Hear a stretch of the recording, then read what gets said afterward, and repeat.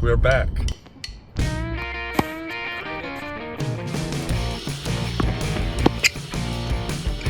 here.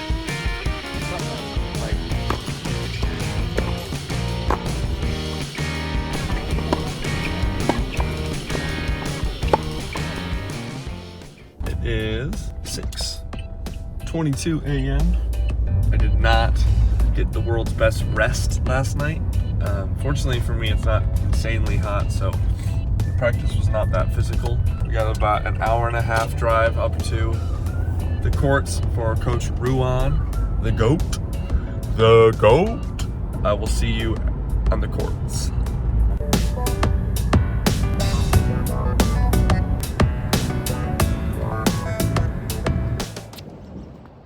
What's up, you tennis nuts? All right, this is a huge video. We got a ton of good stuff going on. This is my last practice up in Michigan with Ruan before I head down to Florida. If you're new to the channel and you don't know who Ruan is, he is the ATP coach who's been helping me out through this journey. He was an ATP player himself, I think right around 300 in the world in singles, 100 in the world in doubles at his highest point, but he's best known for working with Chris Eubanks, I think a year or 2 years ago. He got Chris inside the top 30 and into a Wimbledon quarterfinal, so certainly knows a lot more about tennis than all of us. But this is a huge practice for a couple different reasons. Tomorrow we have our first racket test with Dunlop. So what a racket test is a brand bringing out all of their rackets strung to your specifications, and basically you get to go through the rackets and test them out. Obviously that's pretty cool, but the reason I need to play well is that's the start of a negotiation between me and Dunlop that could potentially land in a brand deal for me, which obviously would really help support the channel. So that's reason number one, I need to be playing well. But number two, the day after the Dunlop test, we have the first round of our next prize money tournament. So needless to say, a pretty important practice. Let's get into everything that we did. After a few continental slice games, full court from the service line and then from the baseline to get my legs going, get my brain working, we went into this first drill. This first drill, definitely pretty unique and something that I struggled with a lot when I started working with Ruan. It's a drill that we do at the beginning of practices pretty often. You're playing baseline points, except you can only play backhand slice. You can play anywhere in the court, but only backhand slice. And then if you're hitting a forehand, you have to play heavy and through the middle. So it works on finding forehands, it works on playing slice off of that heavy forehand ball, and that also works on getting down with your legs and trying to get underneath the ball to play that forehand off of a slice.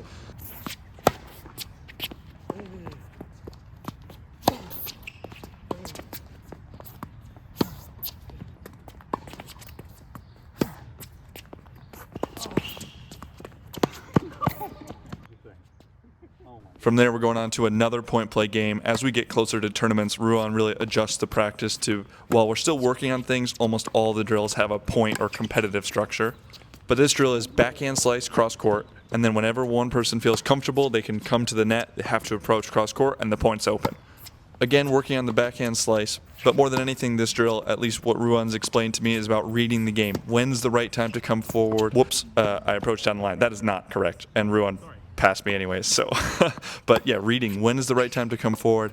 How hard of a slice should I hit to move forward? One thing he was talking about today while we were practicing is actually hitting a little bit of a slower approach can give you more time to get to the net. So hitting a deep slice, but a little bit slower, gives you that time to move forward. So just these little things about how I should be reading the game, I think are great early on in my practice. You got it? I can, yeah.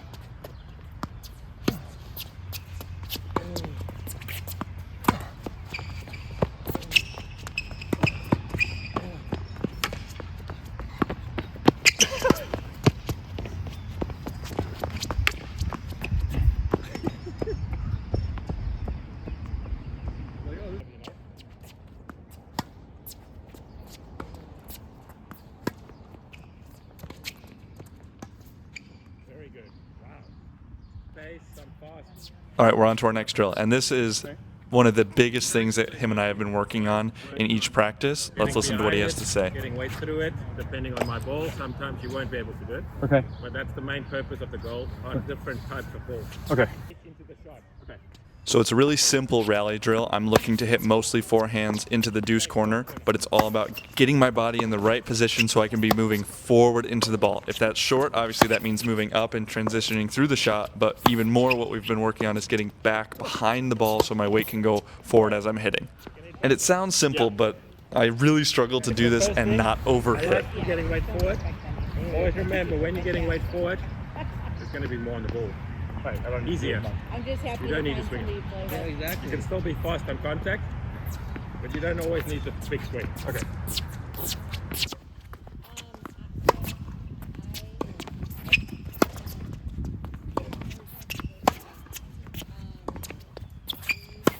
Good. I like it. Yeah, I'm just at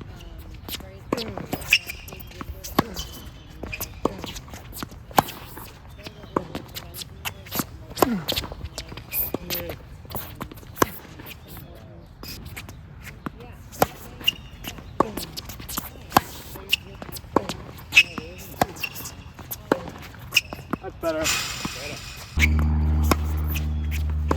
Good.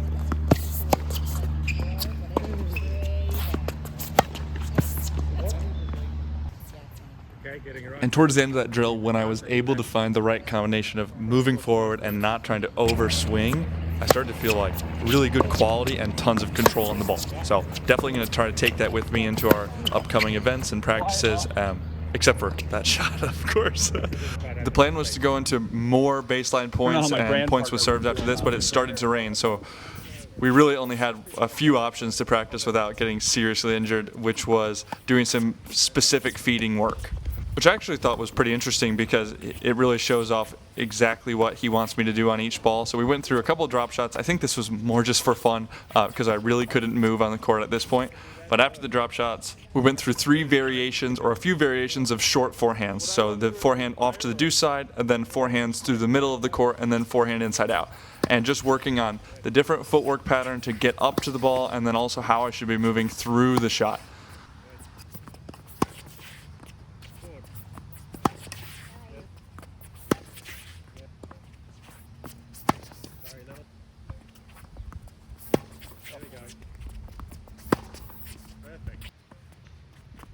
Then we went on to the same thing on the backhand side and finished off with some higher sitting forehands, which seem easy, but getting the timing right of when to load and how to move through the shot I always think is pretty challenging. And one thing that's interesting to point out is the higher ball he wants me to use semi-open or open stance, and then the lower ball I should be using closed or like a more closed stance to move through the shot. So that's just one thing I noticed from this practice was the different stances a lot of the times depend on the height of the ball. But that's all we had for today's practice in the rain. Let's check in with the sweaty mess post-practice. Please excuse the hair. Another good practice today, guys. I've got, oh, there's a big bug on my window. Shout out that bug. Yeah, another good practice. Sort of just kind of finding that perfect sweet spot for the forehand so we can be aggressive but in control. And then we did a lot of stuff with like continental grip, working on moving forward through the slice. I know I just made a video on that. That does not mean that I'm done learning it. So a lot of continental grip stuff, which I thought was good. And then we just spend he just does such a good job of like helping me understand like that second level of thinking, that deeper level of thinking while we're playing points, especially like some stuff today with the depth of the ball. Like, okay, you can use the backhand slice to bring the other person forward a little bit, and then they're not coming to the net, but they're a little bit forward, and then you can play the next ball deep, and you're actually creating offense by bringing your opponent forward.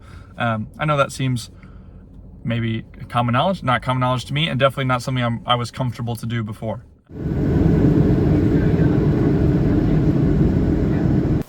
All right, guys, today we're going straight over to the courts. We have a racket test with Dunlop, and then tomorrow we are playing at 8 a.m. first round of Battle of Boca. Got a very, very, very busy weekend ahead of us, but an exciting weekend, and feeling good. Last practice with Ruan was great, so hopefully we can put some good stuff on the court and get a recording. Cool. Okay. All right, guys, welcome to the Dunlop racket test. This was a really cool experience. Super honored and grateful that Dunlop made this happen. But how this works, they reached out to me through social media a couple weeks ago and asked if I'd ever be interested in using a Dunlop racket.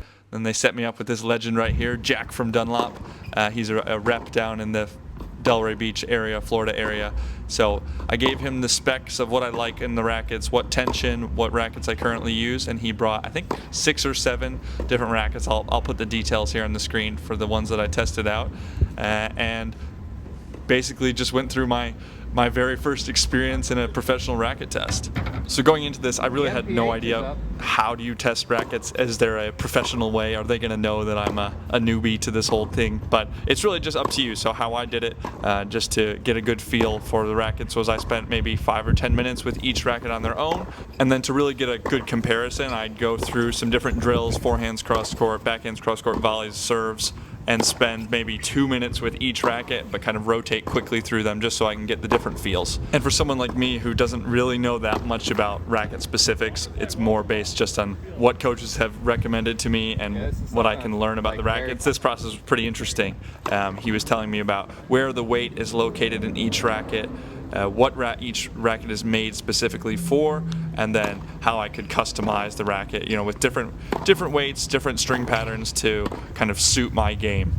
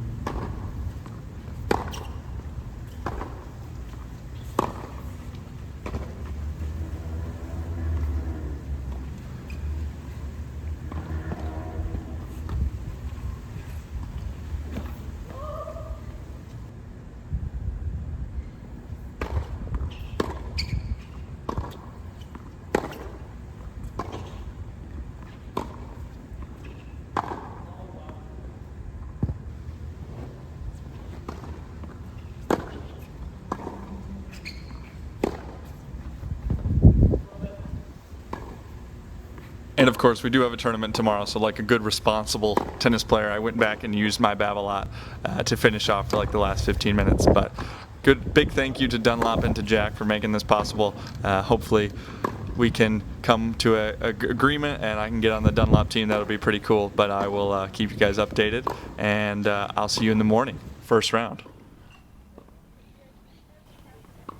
All right, gang, I got a hefty night's sleep at the Embassy Suites in Boca Raton, and we are back for round number 1. Finally got a match on video. This is round 1 of a prize money tournament called Battle of Boca.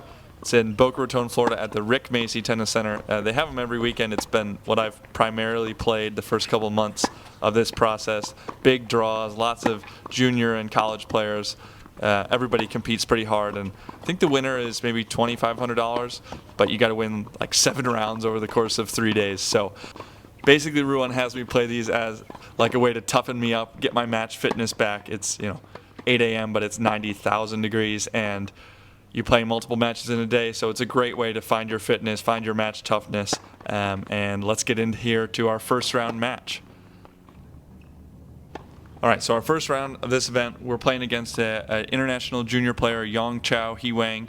Looks like going into this match, I'd just done a little scouting on his results. Looks like he's playing ITF junior tournaments. Good player, probably getting ready, recruited for college tennis. So it'd be a good challenge. These guys always compete hard. And going into the match, we had a couple specific things that I really wanted to get taken care of early on in the match, and especially early on in the tournament. These rounds, in my brain, when me and Ruan talk about the first few rounds, as much as you want to win, a big part of the first couple rounds is finding your game and checking those important boxes to what you've been working on, what's helping you improve during practice. So for me, going into this match, big things were moving forward, getting my weight forward through the forehand, both sides, but the forehand is what always seems to give me trouble in matches. And then in combination with that is choosing big targets, because when I'm moving forward, I hit the ball great. But maybe a little too great, so I got to make sure I'm keeping my target smart. But early on in this first game, I'm already battling a little bit, just kind of those early tournament nerves or discomfort, if you will. This is a deuce point, kind of a bad approach. His ball hits the net as it comes over, and I'm down a break pretty quick. one of the great benefits of having played, not that I've played at a professional level, but just playing tennis for so long, college tennis, lots of experience, is that I definitely don't have the same anxiety about early breaks. The first few games, I'm comfortable to win and lose a few games. As long as I'm moving in the right direction with my game, I feel like that is going to help me in the long run of the matches and the tournaments, rather than when I was a kid, or even at the first few years of college, my whole goal the first few games just got to win a game, got to win a game. Now I'm a little bit more mature, hopefully. And to be honest, I didn't feel the ball that great starting at this match. I think the first few rounds of a tournament you never would expect to feel great, so not surprised by that, but it's important early on, if I'm not feeling the ball great, to lower my expectations of the ball quality. I think it's easy. I've been playing well, practicing well. It's easy to expect to hit the ball just as well when you start your match. I think it's a good mindset to have. Ruan reminds me of that pretty frequently. If you're not feeling the ball, bring down the pace, start a little bit slower, find your rhythm. And over the course of this set, I was able to find my rhythm and start to feel pretty good by the end. One issue, as you'll see, the first couple games, I was really struggling to volley in this match.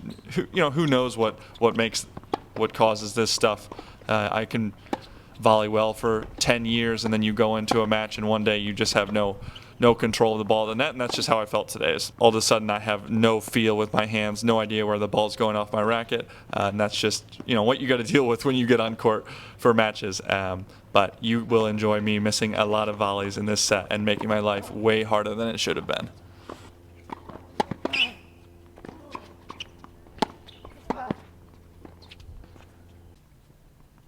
I won't talk too much about the score in the first few games. One piece of advice Ruan had given me, I think it was maybe 2 tournaments ago, that I thought really resonated, and something that I do share. Like anytime I go home and work with the junior players, something I share a lot is that the first 3 or 4 games of the match, being overly concerned about the score is definitely a negative. I would focus, and his advice was to focus a lot more on what you're doing each point rather than how it's going, because people are nervous, you're getting used to conditions, and if you're just worried about, okay, I'm down 2-0, you're probably not thinking about putting your game in the right spot. So I'm not super worried here. 2-1, I've gotten broken, I've broken back, I've held, so it's not like there's any huge trends, more just trying to find my rhythm, get my body weight moving forward, figure out maybe some areas of weakness. He's got a one-handed backhand, so probably want to attack that, especially with kick serve. That's kind of what I'm thinking here as we get this match started.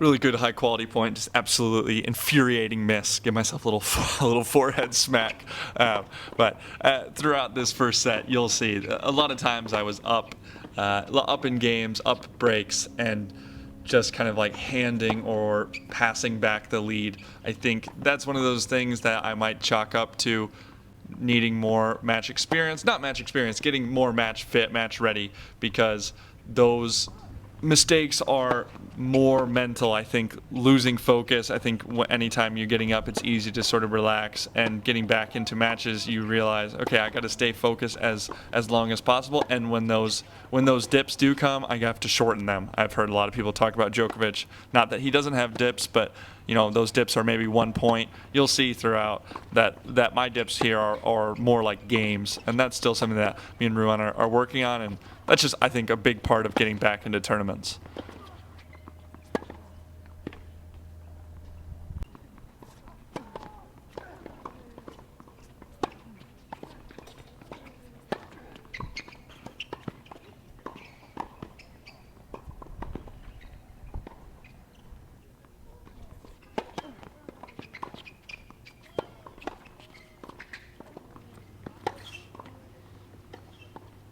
Just misses long. We go up a break here, so 4-2, feeling good. This is what I'm talking about. So you're going to watch this game. Notice the errors I'm making. It's not bad points, but it's loose. It's a little bit too comfortable. This bad volley mistake. Again, obviously not feeling great at the net, but still I should be able to put that in a good spot, win that point. Same thing on this point, moving forward, volley on top of the net. And of course, you can blame the volleys. I think it's more of a focus thing, though. Looking back on this match, I'm up 4-2 and starting to feel pretty comfortable. I feel confident that I'll take the set, and that's where those errors slip in. You got to be focused. At least for me, I need to be focused each point on the process, playing the right way. As soon as I start getting a little bit too loose, where I'm like, oh yeah, I'm going to be fine, that's when those kind of silly errors come back, especially early in tournaments when it's not like you're in match mode yet. You know, I got out of bed maybe 90 minutes before this, and I hadn't played a tournament in a few weeks. So forcing myself to stay locked in. I mean, this game is a great example of those dips that I still need to work on.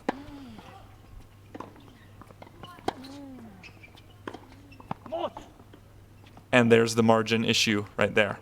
So, you know, focus, mistakes, not hitting the ball particularly poorly, more just mental errors and struggling a little bit at the net. But we're in the thick of a real match. You know, it's 4-3 is a lot different complexion than 4-2. And one positive thing that I wanted to point out from this match is that I think a lot of junior players, and it could be everyone. I just knew that this is how I felt as a junior, and I see the players that I coach do this a lot, is that when you're playing someone that you're rated higher than, so for this match, I'm rated higher than this player. I guess on paper you'd say I'm expected to win. I see players get almost like a little bit more tight as the match gets close, right? You get to 4-all, you're like, how could I be at 4-all with this player? That for me has kind of gone away, right? If you're playing the right way, you're respecting each opponent and understanding that the reason you're playing is because they have an opportunity to win. So being at 4-all, not necessarily the end of the world, anything that I'm super worried about, just more focused on what can I do to kind of improve my level and then cut out those silly mistakes. Because I know that if I was executing those finishing shots at the net, that this set probably would have been done a few games ago.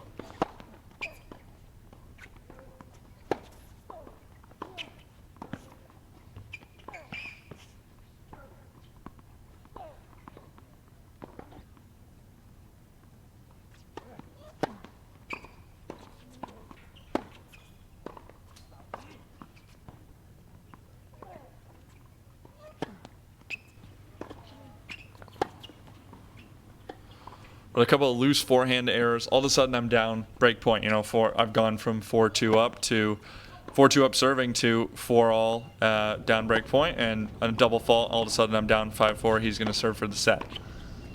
And while it's uncomfortable, obviously, to be in the match at that point, and it's uncomfortable to watch it and have to post it, this is really the whole point of playing these tournaments, is getting these matches where sometimes I'm the better player, sometimes I'm playing someone higher than me, but I'm putting myself in those uncomfortable positions again, and that's what competing is about, right? How can you perform? How can you perform when you're not playing well, when your opponent's playing well, whatever it is that puts you in these tight spots, whether you think you should be there or not. You know, being comfortable playing in those moments is what I need to get back to. Another loose error. It's deuce point, set point for him. And although this is a good point that I played, I'm happy with the point that I played. I'm not a huge fan of the margin that I played it with. You know, to take the second ball and have it that close to the line is really the opposite of what I'm trying to do. I'm trying to be more effective with more margin rather than having to hit close to the lines, because I don't want to have to take that risk. You know, over time, the percentages of those shots, even though I won that point, it's not exactly how I want to be playing. But a couple of good points, starting to move forward through the ball and loosen up a little bit, and I find myself at 5-all 40 love, and disaster strikes. You can barely see it on video, but that kick serve I hit to start that point, I felt a shooting pain from my wrist all the way up my arm into my shoulder, and immediately I knew something was wrong. I could barely open my hand after the point. So I asked for a trainer. No trainer on site for this tournament, which is, you know, it's fine. It's not a pro tournament, but all they had was icy hot. I put some icy hot on. Not really sure that did anything, and tried to keep playing. But 2 points later, went for this forehand, and you know, can't keep the racket in my hand, so I have to retire. And just that quickly, you know, you go from up 4-2 to down a set point to back up with the momentum and to not being able to play. That's just, you know, that's the crazy good and bad of sports, I guess. Shook hands, very nice kid, very nice, apologetic, and probably pretty confused with what's going on. I know I was. Let's check in. You don't need to see me yelling into my shirt. Let's check in post-match. Frustrating day, for sure. The tennis itself, fine. Frustrating, the volleys, super weird. But obviously the arm. I'd been dealing with some shoulder stuff the last couple of weeks. I thought it was better. I'd taken some days off and then done some rehab. Today it felt like it got way worse. Not tendonitis. It felt like a pop when I went to hit that serve. You know, it went from my wrist all the way up into my shoulder.